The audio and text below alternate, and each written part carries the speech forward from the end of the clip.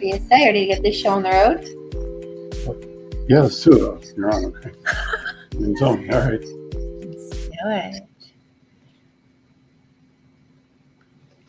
Hey guys, welcome to an episode of the SoFLo Sports Show. It's your host, 305 Sports Babe, co-host Lou from Dade. And we have a lot going on in the sense that we made some national news this week with the Dolphins. Some dirty laundry was brought up, and it's like the talk of the town. I mean, I feel like it's talk of the country, actually. A lot of people, it's national, like you said, national news, so big deal, yeah. Yeah, and you guys know what we're talking about. We're actually talking about Tua versus former Miami Dolphins head coach Brian Flores.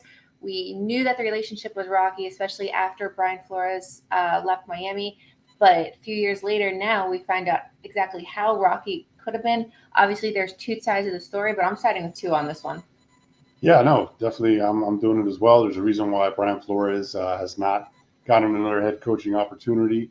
There's a lot that goes into it. But, yeah, you could – I know you have some of the quotes that Brian Flores said himself, and Tua obviously started it by making the claims about how he felt about how Brian Flores treated him. And so definitely an interesting couple of days, the back and forth. Definitely. We're going to answer that. Also, Dolphins are battling some injuries early on. We know preseason, obviously, it's a beautiful thing, but it's also very risky. So we did lose one of our wide receivers. We'll talk about that. We have a battle going on for QB2. We really don't know who our QB2 is going to be moving forward in the season, so we'll talk about that. And then, obviously, we have a preseason game on Friday. The final preseason game of the preseason, and then after that, it's all signs and all everything pointed towards the regular season. Talking about regular season, the Miami Heat schedule, the NBA schedule has been released. Obviously, it's not such a big hype like the NFL season, but people like you and I appreciate it. We definitely try to make some away games, given if we're in a certain city. It's not looking too good this year right now, but obviously it's still a great time. Sure, we've been on the road the last couple of years. Last year we saw them in Brooklyn during the Dolphins-Jets game for the Black Friday. I mean, we couldn't pass that up. It was literally the next day. So we saw the Dolphins-Jets on that special Black Friday game on Friday, and then we saw the Heat and the Nets from the Barclays Center on Saturday night, and then the previous year we saw the Heat in Chicago. So that was a lot of fun. They won that game. They didn't win the one in Brooklyn, but hey, you can't win them all. So it was fun. We'll see what the Heat schedule brings this season. Exactly. And we'll talk about some baseball. Something that I'm going to talk about a little later is this whole thing about the Marlins season ticket. I know that the Marlins did this whole marketing thing to talk about, obviously they're trying to entice people to become Miami Marlins members, season ticket holders, and we've been members for a while now. And so they released all this information that it's not necessarily new. It's what we've had. And I personally think next to the Heat, the Marlins, if not sometimes better, have great season ticket packages. So I'll let you guys know what it's like to be a Miami Marlins season ticket holder. I'm not affiliated with the team, but I'll just tell you my experience and the perks that we do get. And then we'll finish up talking about some Oakland baseball. Yeah, we are talking Oakland baseball. We had the final Bay Series last weekend, and they also released a season ticket package for next year at Sacramento, which is ridiculous. So we'll definitely jump into that as well. So let's jump into it. Insanity in the house. Yes. Hello, Jersey girl. So let's get right into it. Right. So Tua was on the Dan Le Batard show this week, and he was asked, kind of the head coaching, what's it like with Daniel versus Brian Flores? And I quote, this is what Tua said, to put it in the simplest terms, if you woke up every morning and I told you sucked at what you did, that you don't belong doing what you do, that you shouldn't be here, that this guy should be here, that you haven't earned this right. Yeah, the main thing that he said there was that he's a terrible person. Yeah. That was the main headline, the main attention grabber in the story that pretty much took off everywhere. The story was the number one story in ESPN. The whole what Tua said about Flores, and then the day after, yesterday, was all about Brian Flores' response. So you talk about terrible person. So then Tua went on to say, you have a terrible person telling you things that you don't want to hear or that you shouldn't be hearing. You're going to start believing that about you.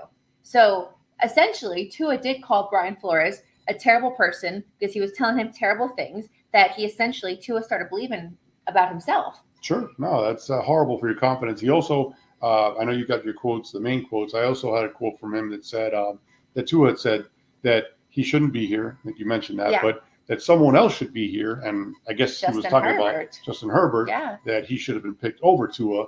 And then he also said that he hadn't earned the right, and that's why Fitzpatrick got the edge to start his rookie season. Tua worked his way in, and then even going into the second year, Tua didn't take over right away. So I'm sorry, the second year he did, but Fitzpatrick was always in the wing waiting for his turn because Brian Flores never had confidence in him. So it's one of those deals where it's a lot going on, a lot to be said. Yeah, so ever since Brian did leave the Dolphins, obviously he had a stint with the Pittsburgh Steelers. Now he's currently the defensive coordinator for the Minnesota Vikings. So when this happened, obviously everybody was Team Tua. The memes were coming out about Brian Flores, people telling it, terrible person, this, that. You jumped into it. I jumped on it. I uploaded a picture of me and Coach Adam Gase, who we thought Adam Gase was like the worst thing. And then I said I would have dealt with Adam Gase for another year or two, knowing that this was really going on. You made some funny memes as well. Right. But at the end of the day, I mean, if this is really true, Tua nor anybody deserves that kind of abuse from a coach. Obviously, there's tough love, and you do want a coach who's a straight shooter, but there's no reason to bring somebody down and shoot their confidence. No, agreed. There's no place for that, especially when you don't have a track record. And Brian Flores' case, great defensive coordinator, continues to be, but didn't have a track record as a head coach. Agreed. And so at this point, you're not really within your right, or you have no leg to stand on to say, hey, I want this guy or I want that guy. He really, doesn't have anything to do with that. Not having any kind of a track record. You're no Tony Dungy. You're no Bill Belichick. You're not this, winning coach with this great thing. I agree with you. Right. And you mentioned Adam Gase. Adam Gase was, of course, an offensive specialist. A lot of people call him the quarterback whisperer because what he did at his previous stops. A guy like Vic Fangio, who has been a great defensive coordinator wherever he's been. Not so much here, but everywhere else he's been great. But yet when he coached the Broncos, he was horrible. So a couple of coaches have that where they could be great on one side of the ball, but you can't bring it all together. And it speaks a lot to Brian Flores' character, or lack thereof, I should say. The fact that he's putting his own, players down, that doesn't bode well. That's not going to, be a big hit in the locker room.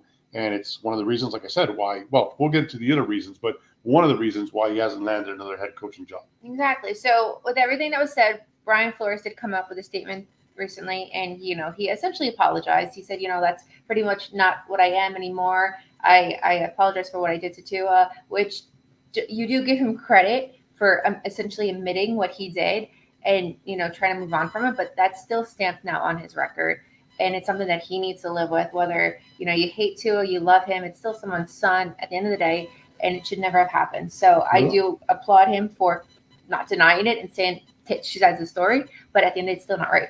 And I was just going to say, I actually have the quote here, and I'll read it. He said, "Look, I'm human, so it hit me in a way that wasn't positive for me, but at the same time, I've got to use that and say, how can I grow from that?" And so basically, that right there tells you that he didn't deny it, like you just said. He pretty much admitted that what Tua said was real, which is crazy. That here's a kid that was drafted 5th overall. He's going to be given the keys eventually. You don't want to start him right away. That's understandable. Yeah. Not a lot of quarterbacks now. They kind of do, but before all these new wave of quarterbacks started being drafted, that wasn't the customary thing to do. So I understand that part, but he was saying all kinds of things that didn't need to be said. So that's not cool. So he didn't deny it. And then he also said this, which I got to call BS on. Okay. He added, "I'm genuinely, he said genuinely twice. He said, I'm genuinely happy for the success that Tua has had, and I wish him nothing but the best." That's BS. I'm sorry. He obviously didn't think Tua was good enough to play. That's why he kept on taking him out of games. That's why he kept on inserting Fitzpatrick. And he doesn't want to see the success. He wants to be proven right. He wants to think, that he was correct, that Tua wasn't the guy, and it would have made him look good. And again, that's one of the reasons, and I'll get into another one as soon as you're done with your points here, as to why he's not a head coach anymore. No, I mean, you said it best. Like, the best thing that could happen out of this right now is Tua explodes and proves everybody wrong, but he doesn't need to prove any. You don't need to do well just to prove Brian Flores. Obviously, we want a great season from him this year, but we also don't want Brian Flores to be right. So, yeah. No, and I'll add that, we definitely don't want him to be right on anything. We want Tua to succeed. I think it's kind of funny, though, how Tua waited to get the contract to come out with these comments. I think he should have said it earlier. I think, this is part of him being secure and also knowing that he's got all this money coming to him, right? Guaranteed money, by the way. So he's at liberty to pretty much say how he feels. And he opened up to Dan Le Batard, who used to be a Miami Herald columnist for a long time.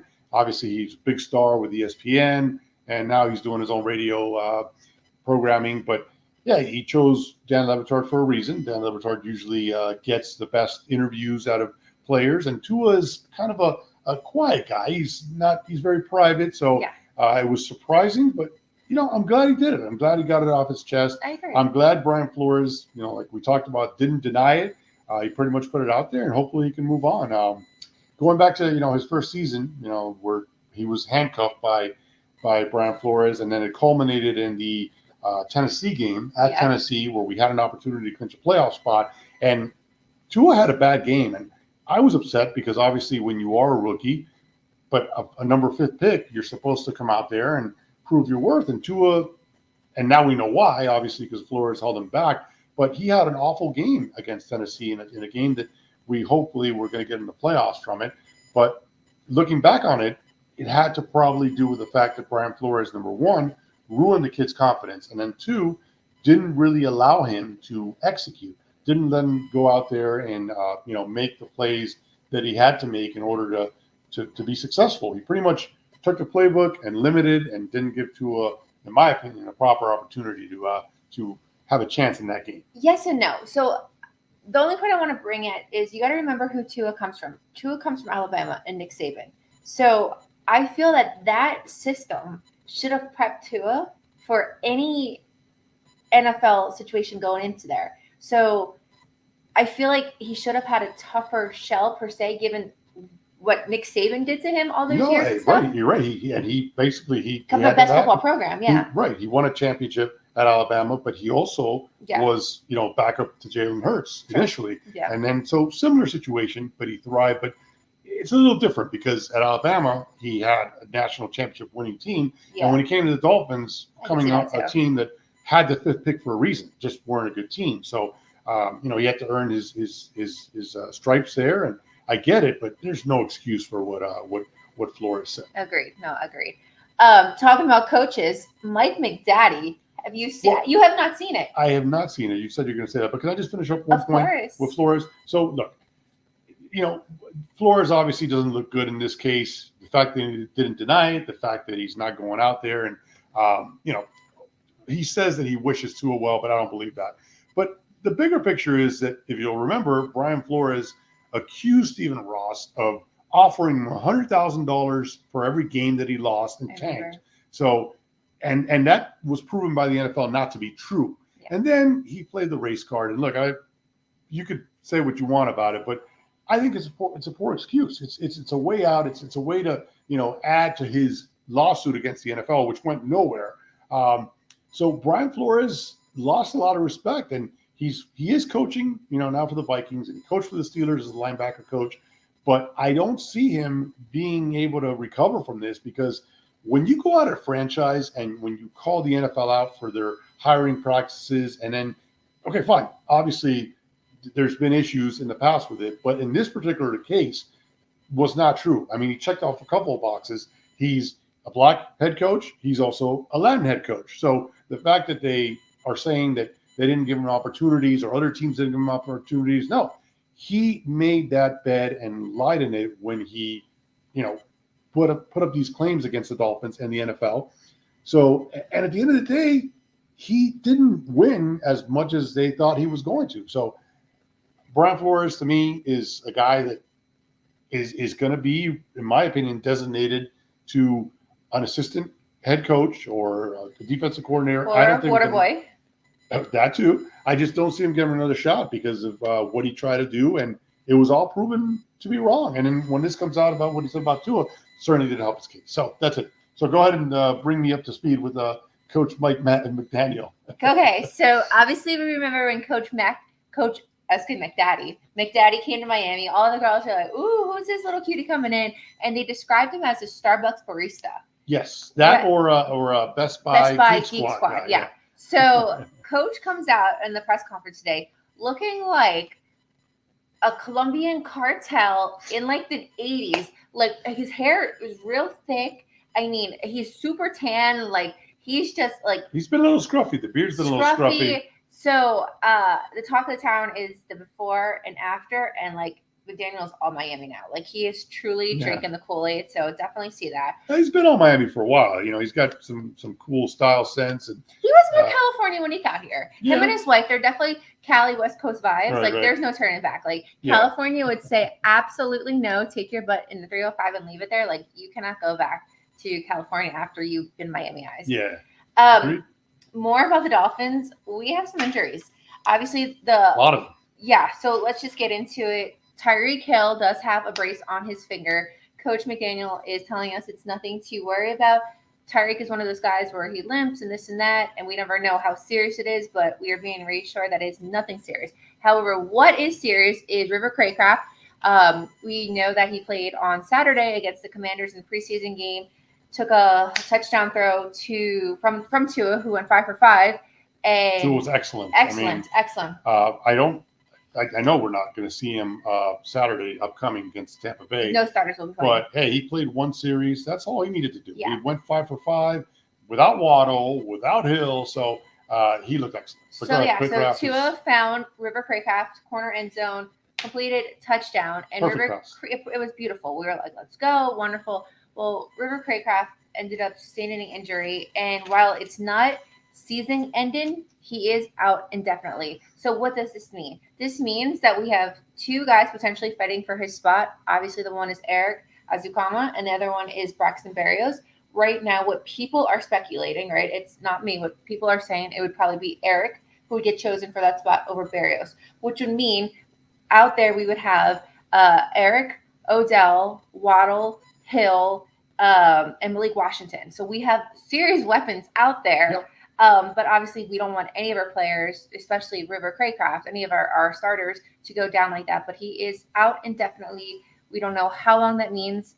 They're saying it's not season ending, but it's still enough to open up a spot for two people potentially to be fighting for his spot. That's right. And also the counter move to that was Willie Snead, who was a veteran who's had some success in New Orleans and in Baltimore. He was put on injured reserve. Mm-hmm. So I think they're keeping him around because they want to see what happens with Hill and Craycraft as well.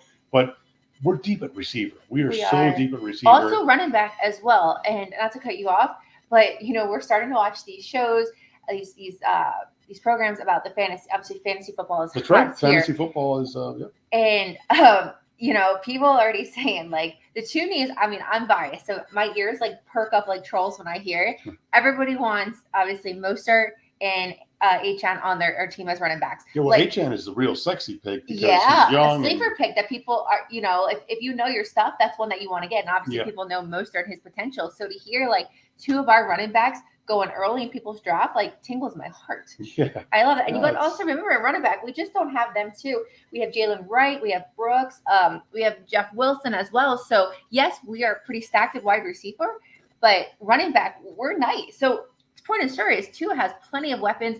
Obviously, tight end is something, we got to figure out. My heart has been empty ever since we lost, Fasano, but that's my own little thing. No one has replaced him since. Just kidding. Gesicki, there's plenty of arguments for that. Yeah, but this year I think we got a guy who's going to really, spread the field and get a lot of touches. And Jonnu Smith is really going to shine. He's got, the body for it. He's a great pass catcher. He's quick.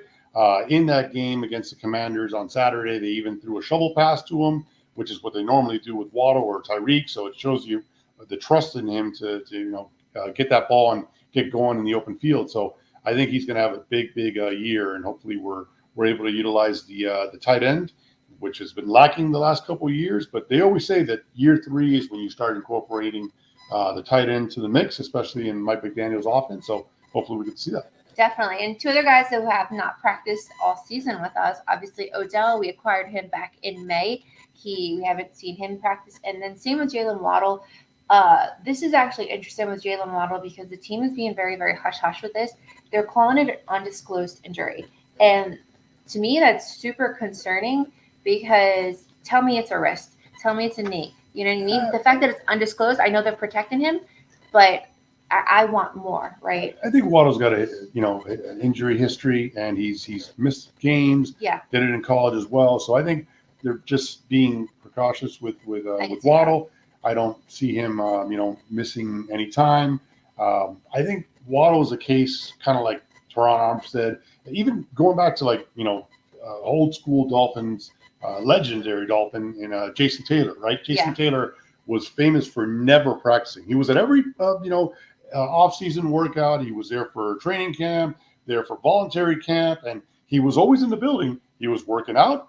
He was, on the treadmill. But in terms of practicing and banging against other, players and putting the pads on, Jason Taylor was notorious for never getting on the field and practicing. He would just say, "Hey, I'm going to show up on Sunday," and he did. Yeah. He showed up all the time. So I think they're using that approach with Waddle. The guy that I am concerned with is with OBJ because he's a guy that, has had a big time injury history. Obviously, he's older than a guy like Waddle, and he hasn't done any work whatsoever. Waddle's made some appearances at training camp.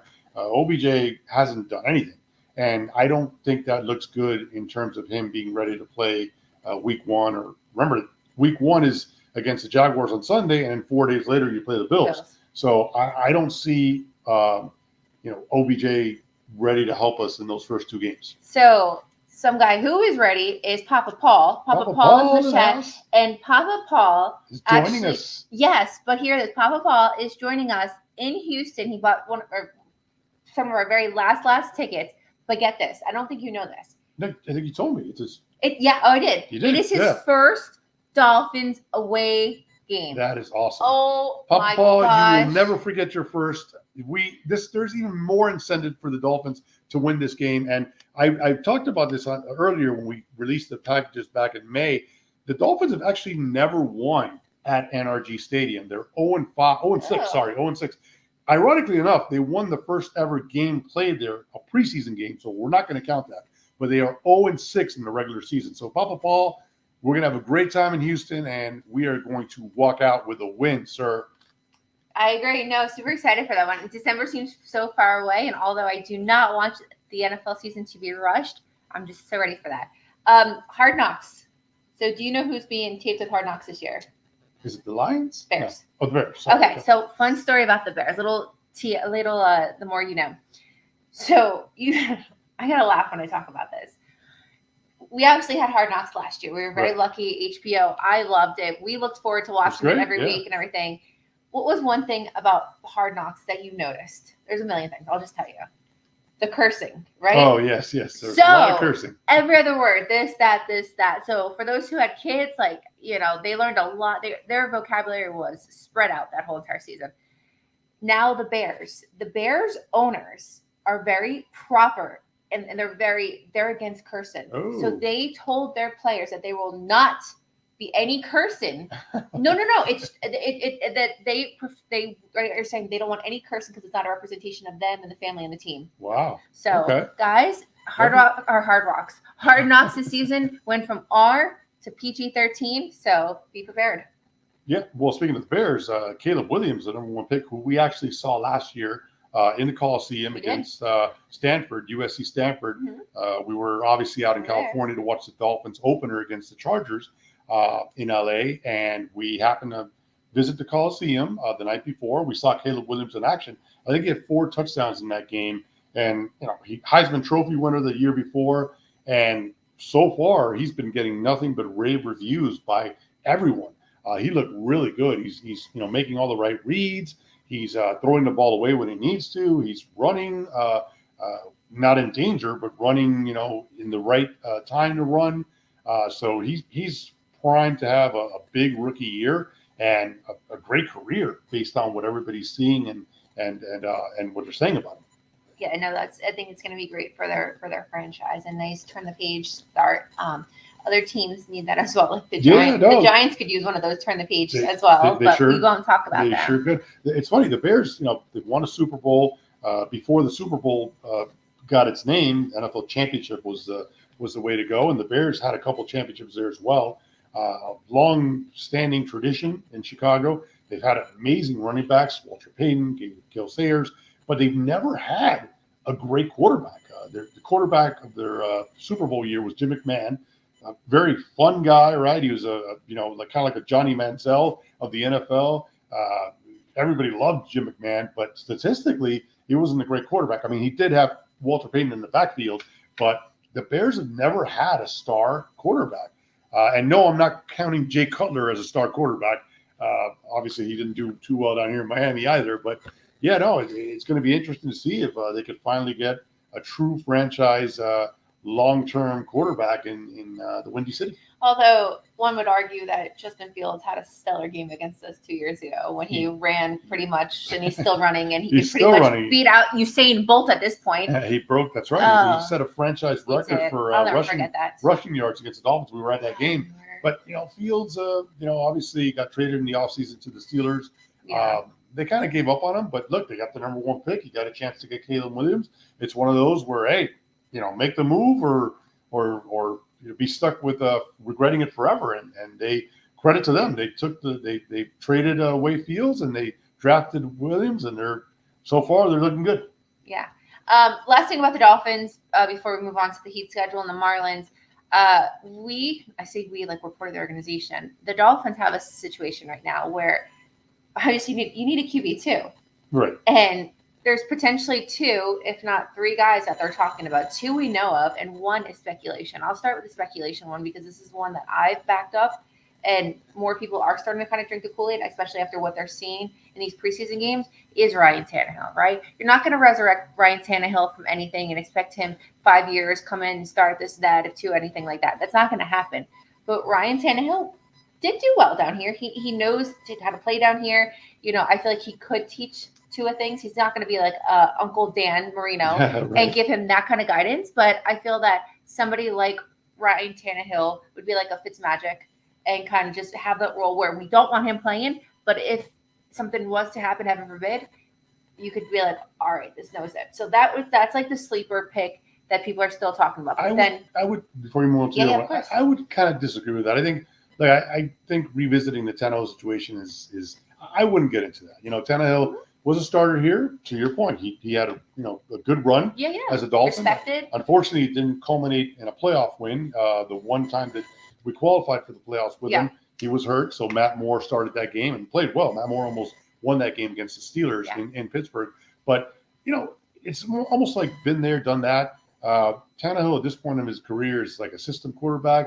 He did well in Tennessee because he had the great Derrick Henry there, good coaching, and he had a good team around him. But I don't think Tannehill's going to win games with his arm, and I definitely don't think he's going to win games at his age with his legs. So I wouldn't bring Tannehill back. But that's definitely out there, and a lot of people are. It's definitely a trending story for sure. And then the other 2 who are the more likely ones is who already have in our back pocket, right? So we have Mike White, our former Jets quarterback, who's been with us for 2 seasons now, and then we have Skylar Thompson, who I'll just say I've expected more from him. I don't feel like he's really flourishing. Obviously, he's a guy from down here, and was I expecting him to be a Marcus Mariota and just blow up? No, but that's not really the role of a backup quarterback. Right. So in the perfect scenario, it's either going to be Mike White or Skylar. And I think it's an even thing. I mean, it's going to be a flip of the coin. Not one's really better than the other. They have moments where, okay, you might be like, Sky time, or Mike, but I don't feel like one is significantly better than the other. Yeah. I mean, both of them on a depth chart going into the preseason, it looks like they gave the edge to Skylar Thompson because he started the first 2 games. Mike White came in at the second part, and they both have had mixed reviews, nothing special. Honestly, either guy is fine with me. Yeah. They both have proven that they're capable quarterbacks, backup quarterbacks. The reality is, though, listen, the reason why this is a big story is because the most popular guy on a football team is the backup quarterback. You want to make sure that you're set up nicely. Should have something happen to your number one guy. But again, the reality of that is that if the number one guy's out, your season really isn't going to be likely to be on projection as the way that you were anticipating before the number one guy goes down. I mean, I can only think of off the top of my head and in the room, somebody can bring it up. Smith. Well, I'm talking about guys that led their teams to the Super Bowl. No. And two guys that I can think of are Jeff Hostetler with the Giants. He replaced Phil Simms, and they ended up winning that Super Bowl against Buffalo. So thank you, Jeff Hostetler, for beating those Bills and denying them a Super Bowl. And then the other guy more recently here was Nick Foles, when he replaced Carson Wentz when he went down. That was an injury. And Nick Foles led the Eagles to the Super Bowl against the Patriots. So thank you, Nick Foles, for taking down those Patriots. But, yeah, look, those are two extremes. And of all the years of the Super Bowl, it's going to be, the 58th Super Bowl, I believe it's going to be. So it's only happened 2 times that I know of. And it's something that if the backup guy's in there, you're likely in trouble. But I'm okay with the 2 guys. Mike White has proven he started NFL games in the past, has had big games, including a 400-yard game with the Jets. He threw for 400 yards. You don't suck, or you're not a capable guy if you throw for 400 yards in a game. Yeah. And then with Skyler, he hasn't played a lot of games, but Skyler started a playoff game for us against the Bills. So, and not for nothing, and I said this then, and I'll say it now. If Mike McDaniel doesn't throw from his own end zone on 3rd and 19, and Skyler was set up to fail on that play, he threw an interception, and the Bills took the lead, and we never had a chance at the end there. But Skyler could have won that playoff game. And so what more confidence do you need in a quarterback than going to Buffalo and those conditions, in the winter, snowballs being thrown at you? Correct. And he held his own and should have walked out of that stadium with a win against the Buffalo Bills. So both guys are I think, are going to be fine. Whoever gets the official number 2 title, I'm okay with it. And but first and foremost, we need number 1 to stay healthy. Perfect. So we also have Von Joe in the house. Hello. Joe Ebby from Daytona says hello as well. She's also in the chat. Nice. So obviously NFL season is right around the corner. I am super excited. In one of our future episodes real soon, we will obviously dive into the schedule, go week by week, our predictions. We've done that the last 2 years. Yep. So it's always fun to do that and to hear your prediction as well. So stay tuned on that.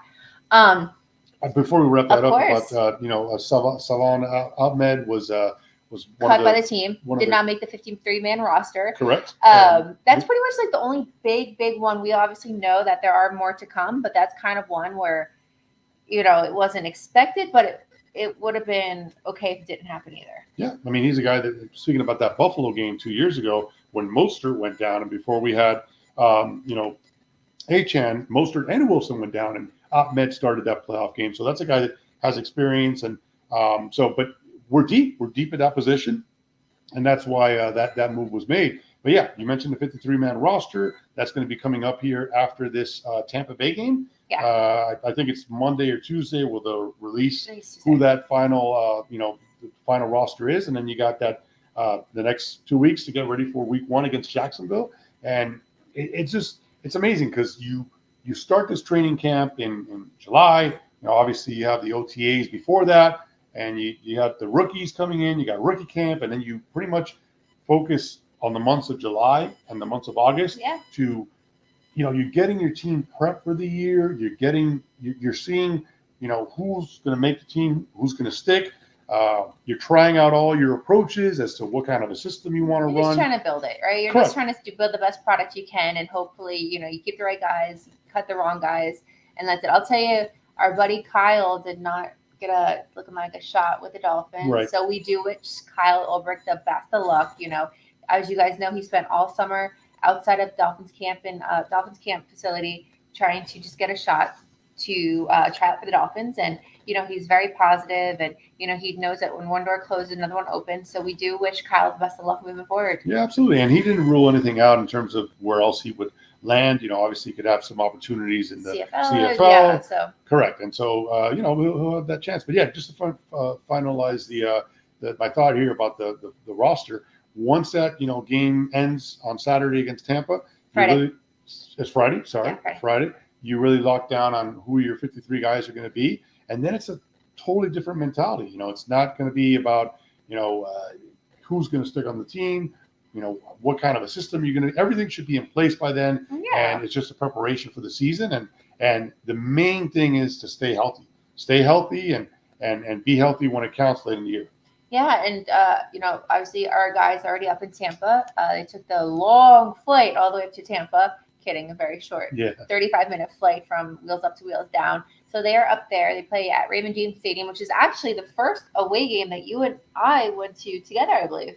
Yes, that's Raymond right. James Stadium. We went there, 3 years ago maybe at this 3 point? years ago. It did not end well. No, and it was so hot too. I've been there the two previous times that they played, and they got blown out in both of them. You were banned from Raymond James Stadium. So, not looking too good there. It's a cool place, right? It was. Yeah, they got the Pirates. Ship out there, and they got the whole pirate theme.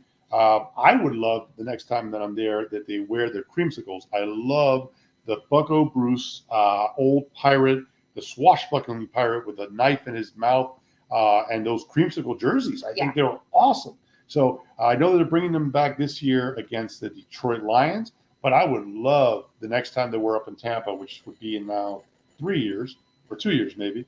I hope that we get to see them wearing those creamsicles. That'd be cool. That'd be awesome.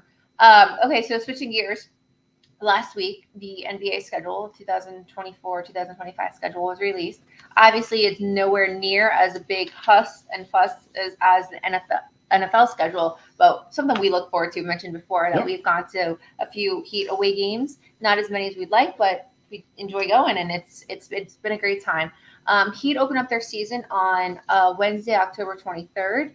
That's the first home game of the season against the Magic, the state rival Magic. The Magic are a young, up-and-coming team. They had a nice playoff. Well, they lost in the first round to the Cavs, but that was a 7-game series, and the Magic are a tough team. They're going to be a team to be reckoned with. This year, unfortunately, we don't have a Eastern Conference champion banner to drop from the rafters, but it's a new season, new year, and I'm hopeful and excited.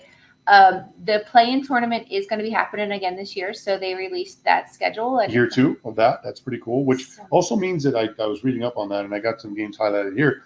With the play-in tournament, they have to coordinate everybody's schedule. So they actually only released 80 games, and 2 other games will be added later on based on the results of the play-in tournament, because you can't have uneven matchups. Two teams obviously make it to the final will have played 83 games and not 82, but they have to make sure that everybody else stays as even as possible. So 2 more games will be added later on. Yeah. No, the Heat season is obviously, we have a lot of our players coming back. Jimmy Butler, Bam Adebayo.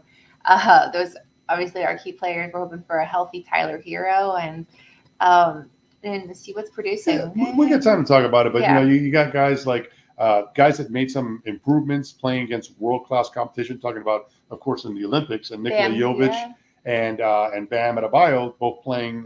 Jovic played for the Serbian team, and Bam obviously for the gold medal winning United States team. So they got experience. And then you're counting on players like Jaime Jaquez to make the leap in his second year.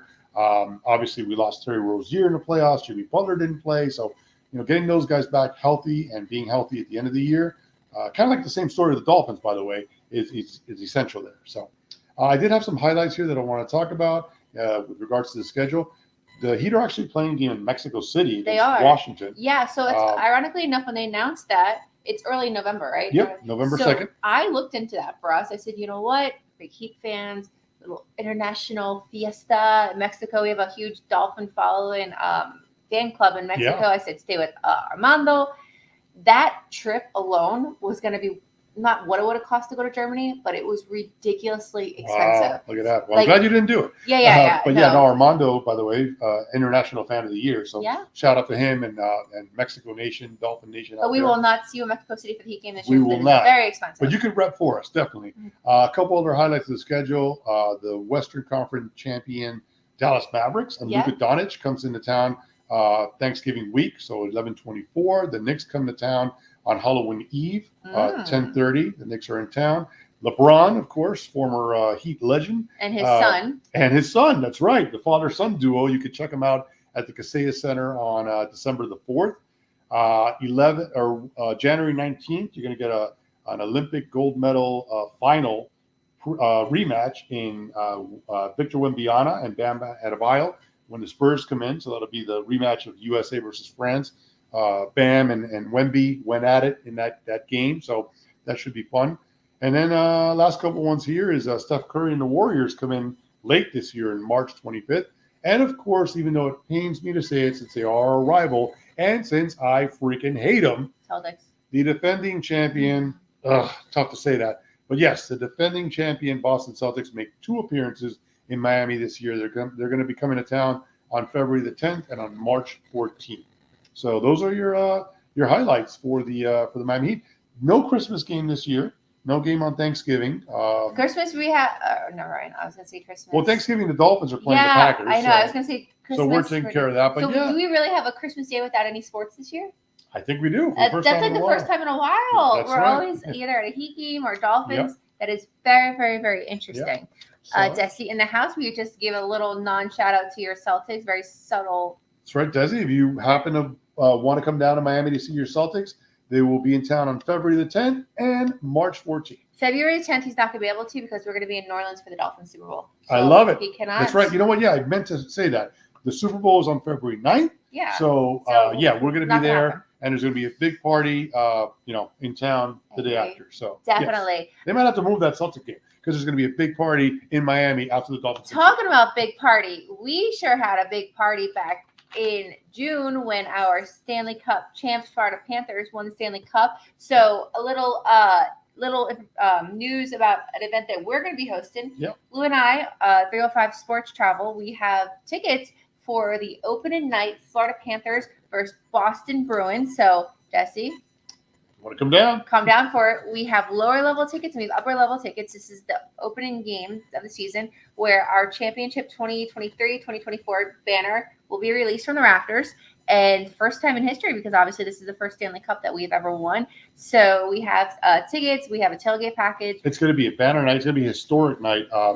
Tickets are, fluctuating right now just because in terms of, people are really, it's a high demand game. It's going to, if you're going to go to a game this year, you want to go to that one, right? Yeah. You only get to see the banner being raised one time. For the first time, I should say. Mm-hmm. Hopefully we repeat it. And raise it again not next once. Year. Don't say no, that. No. But what I'm saying is the first time. Correct. So the first time the banner goes up, you can only do that one time, and you want to be there for that. It's going to be a historic night at the Amerant Bank Arena. Yeah. And so, to see that banner go up and relive the great run that they had last year is going to be awesome. Yeah. So it's Tuesday night, October 8th.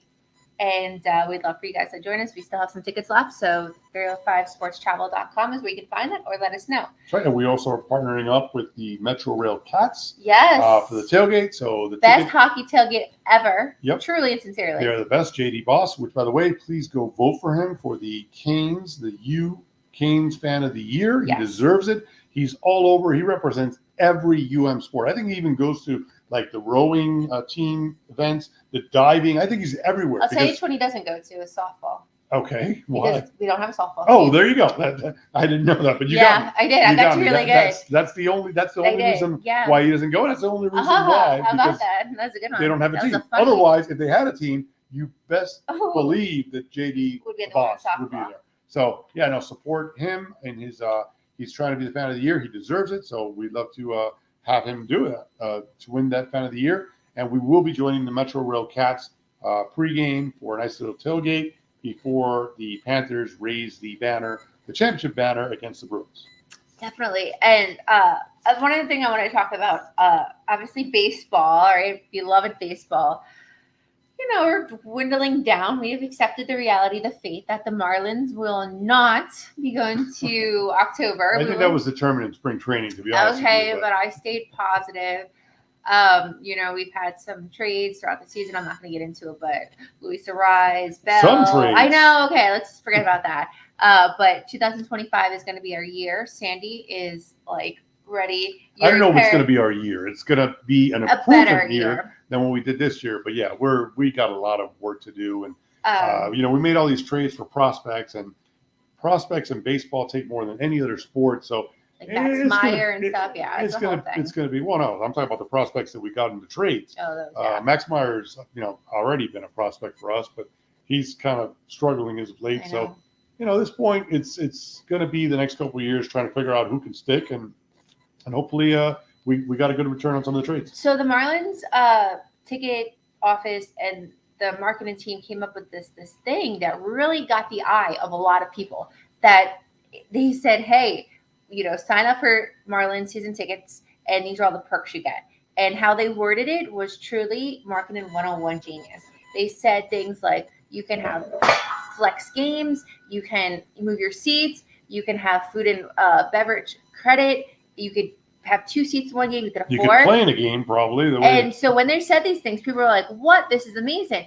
And I'm sitting back and thinking, wait, these are all the perks we already have. So everything you are seeing, I'm not a spokesperson for the Marlins, but let me start with one. You are allowed to change your game. So let's say this week, for example, the Cubs come to town. They come for a 3-game series, Friday, Saturday, Sunday. Our tickets we have a 20-game package, or maybe for Friday, but we can't go Friday. Let's say we're going to go to Tampa, or we have something else on Friday. I'm able to switch the game to go to Saturday, and that's what I did. We're going Saturday. So you have the ability as a Marlins season ticket holder to switch games around. So yes, you have 20 games that they already signed for you, but if there's a game that you want, let's say you want to go to Diamondbacks on a Tuesday, you're able to do that. Second point that you're able to do is you're able to move your seats, right? So I think we have like 6th or 7th row from home plate, and those are great seats. We really have great seats, but I like these other seats that are on the floor. FL9 is my favorite section, or FL24. Field level. Field level. Field. Yeah, field level. It's called FL, field level, 4 level, whatever. And so those are personally my favorite seats. So we've moved there more games. We've actually sat in our season tickets. Yeah. And then we have 3 tickets, but we were able to mix it to 4 or 5 by just moving games. We also get food and beverage credit. We get sometimes up to $22 games. To your point, it is unique, but it's also, it's because of the fact that they're not in demand. It's not the Red Sox. And they also don't have, a sustainable winning record for X amount of years. It's usually the opposite. And because they don't keep players long enough, these are kind of some of the measures that they have to do to make their season ticket holders and pretty much anybody who attends games happy. So, yeah. So it is, but I will tell you, to their defense, if any defense, they put on great events for season ticket holders. We go to pretty much all of them. We've met so many of the players. They've bussed us up to Jupiter. We've had one-on-ones with the management. I mean, we've been on the field. They've fed us. We've drank. We've done raffles. So to their benefit, and the Heat. So you see the one team I'm missing. Those teams put on great events for season ticket holders. So I'm very grateful for that. You're not going to say it. I'll say it. The Dolphins. Okay. I love the Dolphins. I know the team's, got a lot of star players on it, but man, the experience just isn't there, as you mentioned, with the other teams in town.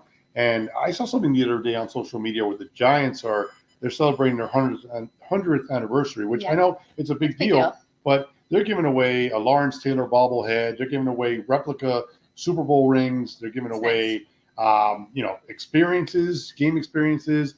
I saw the Raiders sent the commemorative ticket for this year's first game, their home opener, in a box that when you open it, has John Facenda, the legendary NFL Films narrator, the voice of the NFL Films originally. He's, announcing the opening of the box for this ticket. I mean, I wish the Dolphins would, send a little love our way as well. So. Thank you. Yeah. Talking about an organization, a franchise that has not shown any love for the people, even worse than the Dolphins, are the Oakland Athletics. As you guys know, they are finishing up their season, their career, their tenure in Oakland. We will be at their 2 last games ever at the Oakland Coliseum. We're looking forward to that. And Oakland is one of those franchises where they have diehard fans from like day one. Yes. They have championships. Obviously their most recent one was in the year 1989, so it has been a while, but they had a great run. And the fans are just so upset, understandably, as to what has happened. They're going to Sacramento, and then they're permanently going to Las Vegas. So the next, they're going to be in Sacramento for 3 years. 2 years, I think, 2 or 3 years. No, I think it's 3 years. Yeah. So the Oakland A's just came out with the 2025 A's season ticket seating option. So in Sacramento. Right. So you have 2 options. Either, because you remember they're playing in a minor league field, so you don't have upper decks. So it's you think of a minor league field, all 100 level, if you would. So they have two options. Either you have section 105 to 119, which is the legendary Lounge Actions, which is left field, or you have option 2, which is the Solon Club, which is right field. The pricing, ready for this? $15,000 to $20,000 per seat per season. Wow. So it's about $200 per game.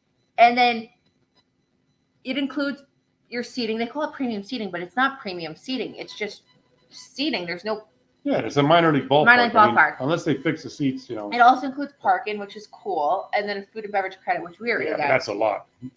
And Oakland's also a team that's not, relatively good. So yeah, that's a tough sell. You also your price is locked in through the duration of the A's being in Sacramento, so there won't be a price jump. Excuse me, but I don't know how much more they can jump from 20,000 in 2 years. Yeah, Desi says that's insane. He's right. There's more. It's crazy, and there's more apparently. You also can't just do 1 year and say that that's it. You must commit to the A's duration in Sacramento. So if it's 2 or 3 years, you are locked in. It is 3 years. They're actually moving to Vegas ultimately, and they just imploded the world famous Tropicana Hotel out there in Vegas. I saw, yeah. And so they just did that like 2 weeks ago, which means that it's going to take 3 years. I wouldn't be surprised if it's 4 years, to be honest with you, because you don't just build a ballpark. And if you see some of the renderings, they're doing something crazy. I mean, it makes sense. It's Vegas. But, it may be 4 years. So 3 more points with that. So, so you have to commit to the whole duration in Sacramento.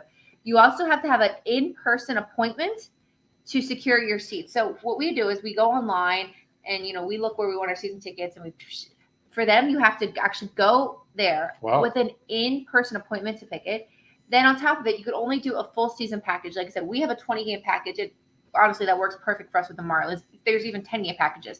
If you want to be a season ticket holder now, it has to be full season. And then this is also something that was a rumor, just to clarify. It's no requirements to also purchase the River Cats season ticket. So the River Cats are the minor league team that plays at that stadium. So originally they said that you have to purchase both the River Cats and the A's, but there's no. Yeah, you can't do that. I mean, so minor league baseball plays a little bit less, but not that much more. So it would be, I think, 70 games. So if you take that 70 River Cat games or minor league team plus the A's, you're talking about 150, 155 dates a year. That's way too much to ask. Yeah. That's and I love baseball, but that's even too much for me.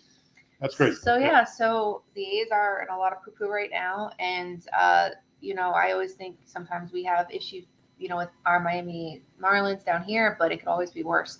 I can't imagine us having to jump ship and play games at like and then being charged what we charge now times 10. Yeah, that's crazy. Sick. Yeah. Speaking of so baseball, you mentioned baseball. Baseball's got like 4 more days of the national media spotlight, because once college football comes, the NFL's right behind that. Obviously, the University of Miami is playing the Florida Gators in the Swamp. The Swamp is pretty much the biggest, not pretty much, it is the biggest venue in all of Florida. I think they hold 93 or 95,000 people. Monstrous. So it's the biggest, the Hard Rock is the most modern and nicest, but the Swamp is, legendary. And so the Canes are starting their season up there in a very tough game and a tough setting against those Gators. But going back to baseball they got 4 more days to capitalize before college football starts. The best team in baseball right now, the best record at least, is the Los Angeles Dodgers. And their best player, Shohei Ohtani. 40-40 club, right? He's on 40-40 watch right now. Yeah. He's looking to be the 5th member of the 40-40 club. I can tell you some of them. Go ahead. There's 4 right now. Okay. So you have Alfonso Soriano. Yep. A-Rod. Uh-huh. Ichiro. No, not Ichiro. Alfonso Soriano, A-Rod. I blanked out. Okay. So Barry Bonds. Yeah. And Jose Canseco. Okay. So you got those 4, and Ichiro's looking to join. Oh, sorry, you said Ichiro. Shohei Ohtani is looking to join them. Shohei is right now at 39 home runs and 38 stolen bases. So barring injury here, which knock on wood, hope it doesn't happen. Ichiro said it again. Shohei is going to be the 5th member of the 40-40 club. So that's pretty awesome. And the Dodgers actually come to Miami on September 17th, 18th, and 19th. It's the Marlins, one of their final home game series. So really cool to see that happen. So yeah, that's what's going on. Other news, obviously with the season starting, just to throw some things at you guys on September 7th, there is the TPP Beach Bash party. That's going to be at Fort Lauderdale Beach, starting at 8 o'clock a.m. That night, we're also having a game night with Richmond Webb. We're part of the Richmond Webb to the Pro Football Hall of Fame committee, and we're trying to raise awareness to get our beloved Gentle Giant into Canton. So we're doing everything we can as a fan base to do so. So you have the opportunity to meet Richmond Webb on Saturday before our home opener at the Marriott Maritime Hotel in Fort Lauderdale. It's free to get in, and we're going to be doing raffles to raise money for the Dan Marino Foundation, opportunity to meet Richmond. So come to that as well. In Seattle, we're having two Fan Fest events on Friday and Saturday at the Cove in Seattle. I'll be hosting the event on Saturday. It's from 8:30 p.m. to 1:30 a.m. So if you are going to Seattle for any of those, for that game, please, you're more than welcome to join. And then obviously we have the Panthers event that we still have spots available on that for that trip, for that event. And then we have Indy. Just recently we're able to secure a tailgate for Indianapolis. It's going to be held at a Tavern on South. It's Tavern on North. I'm sorry, I don't know why I said South. Tavern on North. It is literally a football's throw away from Lucas Oil Stadium. It's an awesome 2-story restaurant venue bar. We have the upstairs. The Big O will be having a pre and post game show with us. That's awesome. So tickets are $90, and it includes a full buffet, open bar for 2 hours, and definitely a really great place to really get excited and ready before our Fins take on the Colts. And then our last trip of the season, we will finish up in Houston in December, and really excited about that one as well. We have a full house on that one, and it's gonna be great. Yep, absolutely. And checking into the room here, Desi says that he had to buy some FSU swag. His niece is playing soccer for FSU. Oh, wow. Don't worry, Desi, we'll give you a pass on that one. It's normally all about the U, but because it's your niece, we're going to root on and support her, and we hope she has a fabulous freshman year as a Florida State Seminole. And also, before we close the door on this show, I also want to bring up the two, well, maybe you bring it up, in terms of the two raffles that you got going on for DCC. Yes. I'm wearing my DCC shirt.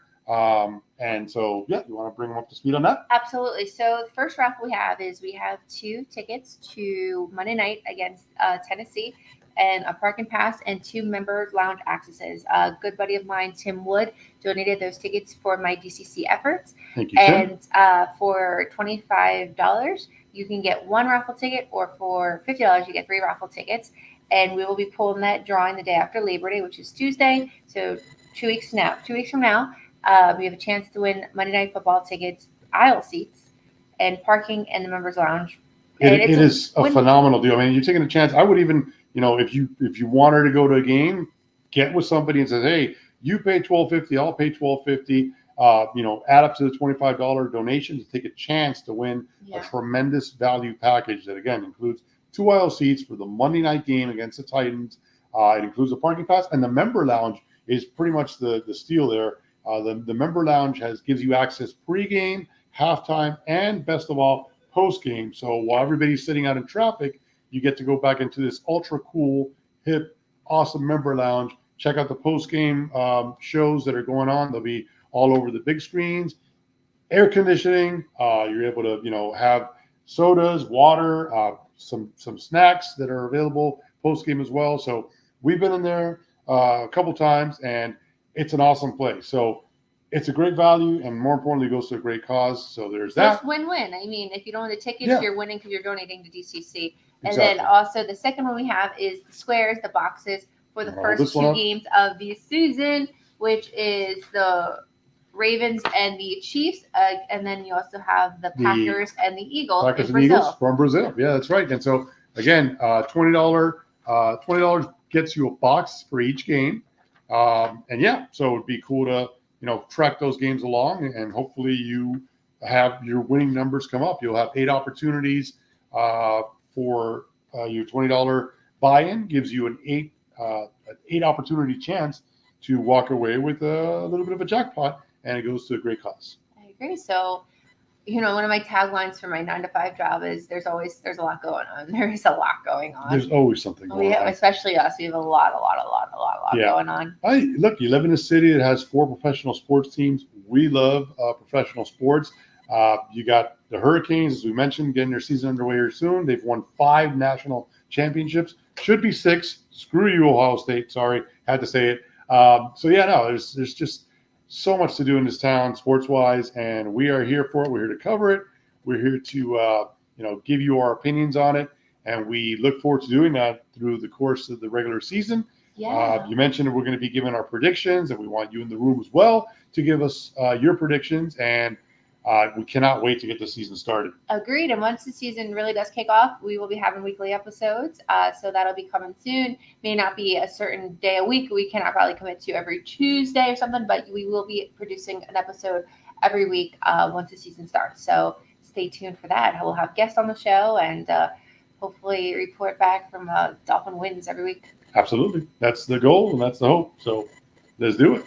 All right, guys. Well, thanks for tuning in tonight. And on Friday, hopefully the Dolphins steal one from the Bucs, even though preseason doesn't count. It's always good to steal one in the 8-3-1. That's right. 8-3-1. We don't win much in that stadium, so hopefully we can get one done when it counts next time. Exactly. All right, guys. Have a good night. Have a good week, and we will talk soon. Have a good night. Have a good rest of your week, and weekend ahead. Fins up. What's up? Fins up.